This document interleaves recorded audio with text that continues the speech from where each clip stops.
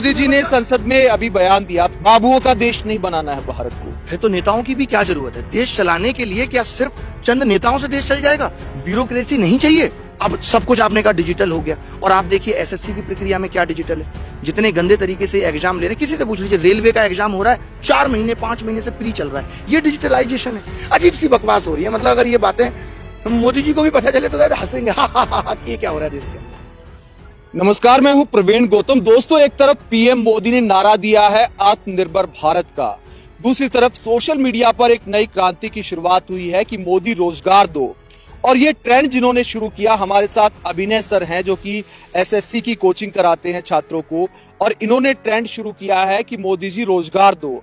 आखिरकार जब मोदी जी आत्मनिर्भर भारत की बात कर रहे हैं तो इस ट्रेंड की आवश्यकता क्या पड़ गई? मैं ही ये कह रहा हूं, अगर एक बाप अपने बेटे को पैदा होते ही बोले कि आत्मनिर्भर बनो, तो ये बात कहां तक सही है? हम उसे 17-18 साल तक पढ़ा लिखा कर उस काबिल बनाते हैं, फिर ये कह सकते हैं कि अब तुम अपने पैरों पे खड़े हो गए। तो आत्मनिर्भर बनने के लिए आप सरकारी नौकरी दे दीजिए, फिर वो काम करेगा सरकार में, तब वो आत्मनिर्भर भी बनेगा। मोदी जी ने संसद में अभी बयान दिया, आपने सरकारी नौकरी की बात करी तो मैंने इसलिए आपको टोक रहा हूं कि बाबुओं का देश नहीं बनाना है भारत को, तो प्राइवेट सेक्टर को भी बढ़ावा दिया जा रहा है। प्राइवेट सेक्टर को विलन की तरह क्यों प्रोजेक्ट किया जा रहा है? नहीं, आप एक बात, फिर तो नेताओं की भी क्या जरूरत है? देश चलाने के लिए क्या सिर्फ चंद नेताओं से देश चल जाएगा? ब्यूरोक्रेसी नहीं चाहिए। आप बताइए मुझे, किस नेता को एजुकेशन सिस्टम की जानकारी है? किस नेता को एसएससी यूपीएससी की जानकारी है? इन सब सिस्टम को चलाने के लिए तो सरकार को ही मतलब नियम बनाने पड़ेंगे या ऐसी पॉलिसी लानी पड़ेगी जिससे ये चले। तो उसके लिए कुछ लोगों की तो आवश्यकता होगी, या हर आदमी अपना प्राइवेट बिजनेस। मोदी जी ने तो ये भी कहा कि हर मोहल्ले में नौकरी क्रिएट करो और अपने माँ बाप के साथ बैठ के रूखी सूखी रोटी खाओ। तो मोदी जी को तो अभी ऐसा लगने लगा है अब कि मोदी जी उस तबके से निकल के ही नहीं आए जिससे हम सब लोग गुजर रहे हैं। अगर एक गाँव में हर आदमी अपनी परचूनी की दुकान खोल लेगा तो सामान खरीदेगा कौन, बताइए मुझे आप। बात कर रहे हैं ना कि आत्मनिर्भर भारत की, तो युवाओं को व्यापारी बनाने की तैयारी कि युवा अपना बिजनेस करेंगे, स्वावलंबी बनाने का दावा किया जा रहा है कि अपना बिजनेस चाहे छोटा सा हो, चाहे पकोड़े तलने की दुकान हो या रेहड़ी हो या फिर कोई भी हो, मतलब उसमें बुराई क्या है? नहीं, उसमें बुराई एक बात, ये तो वस्तु विनिमय वाली बात हो गई कि एक गांव में फिर करेंसी की भी क्या जरूरत है? मैं पकौड़े की दुकान खोल लेता हूँ, उसके अनाज लूंगा, उसको पकौड़े दूंगा। ये दूध बेच रहा है, फिर तो करेंसी की भी जरूरत नहीं है। अगर हर आदमी ही अपना छोटा छोटा बिजनेस खोल के बैठा है, फिर करेंसी की भी क्या जरूरत है? वस्तु विनिमय से ही काम चल जाएगा। तो ये तो 100 साल 150 साल 200 साल पहले हो ही रहा था। फिर प्रोग्रेस और विकास, ये यहाँ तक सभ्यता इतनी डेवलप हो गई, उसके क्या मायने रह गए? मतलब कि हर आदमी अपने गांव में ही सब करके बैठ जाएगा, ना उसको सहराने की जरूरत है। ये देखिए, बहुत ही वाहियात किस्म की बात है कि हर आदमी अपना बिजनेस खोल के बैठ जाएगा, हर आदमी। ये मुझे नहीं लगता कि इसमें किसी भी तरीके की जान है। मतलब सरकारी नौकरी इतना तो कर ही रहे ना, अभियान चला रहे, skill India, make in India, आत्मनिर्भर भारत, तो समय तो लगता है ना। देखिए, बहुत सारी पॉलिसी मोदी जी बना रहे हैं। 8 साल दे भी दिए, मुझे लगता है कितने साल हो गए, 7 साल हो गए। 2019 में हमने भी वोट दिया मोदी जी को, सबने वोट दिया है, तभी तो दोबारा सरकार आई है। बट अब और कितना टाइम लगता है? कितना टाइम और लगाएंगे? ये नहीं समझ में आ रहा कि कितना टाइम, कोई डेडलाइन दे दे। और जो सरकारी नौकरी पहले से चली आ रही थी उनको तो खत्म ही किया है। कोरोना काल में लोगों की प्राइवेट नौकरी भी चली गई। आज एक इंजीनियर को 10,000 12,000 की नौकरी नहीं मिल रही। तो किस वजह से नहीं मिल रही? देखिए, आप मुझे बताइए, अगर एक एग्जाम की तैयारी करने वाला बंदा 40 लाख लोग तैयारी कर रहा है, तो और उसमें आप कह रहे हैं कि मैं 100 ही लूंगा, तो क्या 101 वाला बंदा इस लायक नहीं है कि उसको रोजगार मिले? कुछ तो लिमिटेशन होनी चाहिए, कुछ तो ऐसा हो। क्या ये पहले से नहीं था? इसका मतलब या तो पहले वाला सिस्टम बिल्कुल गलत था। 2014 में अगर 20,000 लोग एसएससी में सेलेक्ट हो रहे थे, या तो वो बिल्कुल गलत था। कॉन्ट्रैक्ट बेस्ड जॉब की जरूरत क्यों पड़ रही है फिर मोदी जी को? आप बताइए, हर डिपार्टमेंट में कॉन्ट्रैक्ट बेस्ड जॉब तो तमाम है, जिनको 12-12 हजार रुपए देके काम किया जा रहा है, और सरकार का तो वहां भी 35-35 हजार रुपए लग रहा है, क्योंकि उसके बीच में भी दलाली आ गई। उसके बीच में ठेकेदार है, आप कॉन्ट्रैक्ट बेस्ड पे निकाल देते हैं, इतने बंदों की जरूरत है।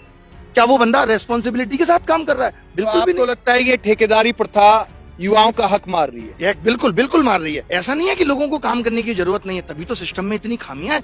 आप बताइए, एक एसएससी एग्जाम नहीं करा पा रहा। एसएससी के एग्जाम का आपने मुद्दा उठाया, तो क्या कमियां देखते हैं आप? आप देखो, 2012-13 में तो लगातार 5 बार सेलेक्ट हुआ हूँ, लगातार मैंने 16 तक एग्जाम दिए। तो पहले एक भी सवाल गलत पेपर के अंदर नहीं आ पाता था। आप एक 100 क्वेश्चन 200 क्वेश्चन का पेपर सही नहीं बना सकते। आप इतना बड़ा इंस्टीट्यूशन है एसएससी, छोटा मोटा नहीं है कि आप एक पेपर सही नहीं बना सकते। और उसके बाद से अब लगातार क्या देखने को मिल रहा है कि 5-6 क्वेश्चन ये लोग गलत छाप देते हैं हर पेपर में। फिर ये क्या नोटिस निकालते हैं कि रिप्रेजेंटेशन मांगते हैं कि अगर आपको लगता है कोई क्वेश्चन का आंसर गलत है, कोई क्वेश्चन गलत है, तो बताइए, हमें पर क्वेश्चन 100 रुपए देना होगा। गलती तुम करो, करो और गलती बताने का 100 रुपए हम दें। मतलब एक बच्चा आप एवरेज मान के चलिए 500 रुपए देगा। अब हर बच्चे को लगता है यार मेरा 1 नंबर बढ़ेगा या 5 नंबर बढ़ेंगे, चलो 500 रुपए दे देता हूं। जबकि इससे नुकसान खाली 500 रुपए का ही नहीं है, सरकार को फायदा इससे बहुत है। जब पेपर में कोई गलत सवाल आ जाता है तो उस गलत सवाल को हमें नहीं पता होता कि ये गलत है, मतलब उसका करेक्शन कराने का भुगतान करना पड़ता है और सरकार करोड़ों कमाती है। करोड़ों कमाने का जरिया इसको बना लिया। और आप सोचिए पहला ही क्वेश्चन गलत है, मुझे तो पता नहीं है, मैं तो कहता हूं आप पैसे भी कमा लो लेकिन उसको ऊपर लिख दो ये गलत है, इसे मत करो। उस गलत को करने में पेपर के अंदर कई बार हमारी 10 मिनट भी खराब हो जाती हैं, हमें नहीं पता ना कौन सा गलत है, हमें लगता है कहीं हम तो गलत नहीं है। तो इस तरीके की चीजें। और लगातार वैकेंसी तो आप देख रहे हो 2014 के बाद से आज 6000 वैकेंसी रह गई और वेटिंग लिस्ट नहीं है। जो बच्चा, एक तो आप क्या कर रहे हो कि 2018 का रिजल्ट अभी नहीं आया, 19 का आधा दे दिया, अब इन दोनों को एक साथ दोगे तो जो बच्चा 18 में सेलेक्ट होगा उसे खुद नहीं पता मैं होऊंगा तो वो 19 का भी फॉर्म भर रहा है। यानी एक वैकेंसी 2-2 बार काउंट हो रही है। ये दिखाने के लिए आप कम से कम वेटिंग लिस्ट चला देते, 1000 बच्चों को आप 1500 बच्चों को वेटिंग में रख देते कि ये बच्चे वेटिंग में, अगर इनमें से कोई भी नौकरी छोड़ेगा तो हम इन पीछे वाले बच्चों को जॉब दे देंगे। कोई वेटिंग लिस्ट नहीं है। तो 19 का रिजल्ट आ गया है और 18 का नहीं आया, तो ये क्या मामला है? मतलब पूरा रिजल्ट नहीं दिया, अभी तक ये नहीं बताया 18 में किस किस को लेंगे। और 19 में ये कह दिया कि आधा रिजल्ट मतलब टीयर 2 तक दे दिया और टीयर 2 और टीयर 3 एक साथ करा रहे हैं। आपको मैं मोटे मोटे शब्दों में समझाऊं कि आईएएस के पेपर में मेंस कराओ साथ में और इंटरव्यू भी ले लो और कहो इंटरव्यू के मार्क्स जो वीडियो बनी है उसे बाद में देख के डिसाइड करेंगे। अजीब अजीब बकवास सी हो रही है कि टीयर 2 टीयर 3, फिर टीयर 3 की जरूरत क्या है? कि मैं तो कहता हूं कि इससे तो सरकार का खजाने पे भी फर्क पड़ रहा है। आपने इतने बच्चों का टीयर 3 करा लिया, कॉपी पेज कुछ तो खराब हुआ होगा, अब आप कह रहे हो कॉपी उन्हीं की चेक करेंगे जिनका टीयर 2 क्वालिफाई है। तो पहले क्वालिफाई करके ही देख लेते, क्या जरूरत थी टीयर 3 कराने की? अजीब सी बकवास हो रही है। मतलब अगर ये बातें मोदी जी को भी पता चले तो शायद हंसेंगे, ये क्या हो रहा है देश के अंदर। अजीब सी ही बात है। मोदी जी ये भी तो कहते हैं ना कि सरकारी नौकरी कम हो रही है, तो क्या हुआ, प्राइवेट सेक्टर को बढ़ावा दे रहे हैं। अच्छा आप एक बात बताओ, अगर सब कुछ सही चल रहा है, ये जो मुझे लग रहा है आप जैसे बता रहे हैं, सारे मीडिया वाले ऐसे ही बता रहे हैं कि सब कुछ बहुत अच्छा चल रहा है, मोदी जी भी कह रहे हैं सब कुछ बहुत अच्छा चल रहा है, अगर सब कुछ इतना अच्छा चल ही रहा है तो क्या ये युवा और या क्या युवा के जो टीचर ये सब पागल हो गए? हम लोग कम पढ़े लिखे हैं, लाखों विद्यार्थी हमने पढ़ा दिए। मैं पिछले 3 साल से फ्री एजुकेशन चला रहा हूँ, लाखों बच्चों से मैं रूबरू हो चुका हूं सामने से। तो लोग क्यों परेशान है जब सब कुछ ठीक चल रहा है? जनता इतनी पागल है? मैं ये समझता हूं 10 लोग, 20 लोग, 50 लोग पागल हो सकते हैं, गलत हो सकते हैं, उनको भड़काया जा सकता है, बट लाखों में लोग। आप सोचिए जब अभी स्पीक अप हमने चलाया था 6 महीने पहले तो 70 मिलियन लोगों ने ट्वीट करके कहा था कि हाँ हम बोलना चाहते हैं रेलवे। आज सरकार ये कह रही है कि हम सीईटी ला रहे हैं। सरकार के पास कोई प्लानिंग नहीं है, बस वो बोलना जानते। जैसे आपने कहा मोदी जी ने ऐसा कह दिया, किस प्लानिंग से कह दिया? आप अभी सिर्फ रेलवे का एग्जाम कराने में 5 महीने खा जा रहे हैं प्री का, अब आप रेलवे, बैंक, एसएससी सबको कंबाइन करने जा रहे हैं। आपको लगता है कि आप 1 साल तक तो प्री का ही एग्जाम चलाएंगे? जब हमारे पास अभी वैसा सिस्टम नहीं है तो हमें तोड़ तोड़ के काम नहीं करना चाहिए। मुझे नहीं लगता अभी सीईटी की जरूरत थी, अभी सीईटी की जरूरत ही नहीं थी, क्योंकि आप सीईटी लागू कर ही नहीं पाएंगे। तो डर नहीं लगता कि आप ज्यादा तूफान खड़ा करेंगे सोशल मीडिया पर तो आपको भी आंदोलन जीवी या कंगना जैसी तो आपको देशद्रोही भी कह सकते हैं? नहीं, देखिए ऐसा कहने से कुछ नहीं होता। हम ये ऐसे ही नहीं कर रहे कि आज हम उठे और कह दिया। हमने कंगना की तरह फिल्में दिखा के लोगों से पैसा नहीं हड़ पाए। हमने बहुत जमीनी स्तर से सन 2017 से मैं फ्री पढ़ा रहा हूँ, लाखों विद्यार्थियों को फ्री पढ़ा के मैंने सेलेक्ट भी करा दिया। कोई किसी एग्जाम में हो गया या किसी को प्राइवेट रोजगारी दे दिया कि आज लोग हमसे पढ़ के ट्यूशन पढ़ा के भी 2 पैसे कमा पा रहे हैं। तो लोगों के लिए किया है, लोगों के दिल में पहले प्यार को जन्म दिया है, तब हम ये बोल रहे हैं। तो बहुत लोगों का प्यार, मिलियन लोगों का प्यार मेरे साथ है, इसलिए मुझे डर इसलिए भी नहीं लगता कि मैं, वैसे भी आपको बताऊं मैं डर से मुक्त हो चुका हूं क्योंकि मुझे मोह नहीं है। मुझे बस ये है कि जो कमियां हैं, जैसे कंगना जी तो खुद ही 3 साल पहले कहती थी हमारे घर में बिजली पानी आ रहा है तो क्या हमें दूसरों की चिंता नहीं होनी चाहिए? वही मेरा भी है, मेरा आज भी है कि अगर मेरा सब कुछ ठीक चल रहा है, मैंने भी इस दौर से गुजरा है। मैं भी आज से 6 साल पहले विद्यार्थी होता था तो मैंने भी वो दर्द देखे हैं कि एक माँ बाप कैसे अपने बच्चे की नौकरी के लिए भगवान से मन्नत मांगता है, इसकी नौकरी लग जाए, कुछ हो जाए। तो मैं उन सब दर्दों से गुजरा हूं। और डर किस बात का है? सच बात कह रहे हैं, ऊपर वाला भी देख रहा है, भगवान भी देख रहा है। अपनी तरफ से अच्छा करने की कोशिश कर रहे हैं और फल की चिंता करते नहीं, अच्छा मिले या बुरा सब बर्दाश्त।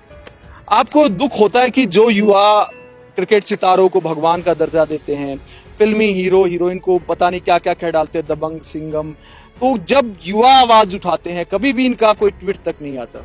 नहीं, देखिए अब सबका वही हो गया। जैसे कहा कि मीडिया है, वो भी सरकार की गुलामी कर रही है, सब यही कर रहे हैं। लेकिन मुझे इस बात का इतना स्ट्रांग इंट्यूशन और भरोसा है कि ये कुछ दिन की बात है। अगर हम इसी तरीके से आवाज उठाते रहे ना तो ये एक तरीके से ज्वालामुखी की तरफ फटेगा और ये सब साथ आएंगे। आप देखिए अभी वो चीज फट नहीं रही, वो डर अभी बना हुआ है सरकार का। जिस दिन ये डर खुलेगा, जब लोगों को लग गया, आज वो लोग भी मोदी जी करते हैं जिनको पता है कि आज उनके घर में भी रोटियों के लाले पड़ रहे हैं। तो ये लोग सब अभी आएंगे साथ, वक्त लगेगा। मैंने यही सोचा है, पेशेंस रखना पड़ेगा, बिना धैर्य के जीवन में कुछ नहीं मिला। मेहनत कर रहे हैं और सफलता जरूर मिलेगी। ये सेलिब्रिटी भी बोलेंगे, देखना आप आगे आके, आज ये सब भी सपोर्ट करेंगे। वो वक्त भी आएगा और हमला कर रहे हैं। तो ये जो 25 तारीख का आपने कॉल किया है, तो क्या टारगेट है आपका? टारगेट बस इतना ही है कि सरकार इस मुद्दे पे बात करे। अब देखिए, अब ट्विटर पे मैं एक ट्रेंड करा के बहुत कुछ तो लिख नहीं सकता, मुझे ये चाहिए, मुझे वो चाहिए, ऐसा कुछ नहीं है। मेरा बस यही है कि सरकार इस मुद्दे पे बात करे। एक तरफ डिजिटल इंडिया की बात हो रही है कि सारा सिस्टम तेज रफ्तार से हो, बुलेट ट्रेन लाने की बात हो रही है, लेकिन नौकरियां क्यों फटाफट नहीं हो पा यार, रही? ये डिजिटल सिर्फ ना बस इनको ये लग रहा है कि आपने हाथ में मोबाइल पकड़ा दिया, सबके पास इंटरनेट है, इनकी आईटी सेल बढ़िया तरीके से मोदी जी की वाई वीडियो भेज रही है, इनकी नजर में this is called digital India, इसके अलावा कुछ नहीं है।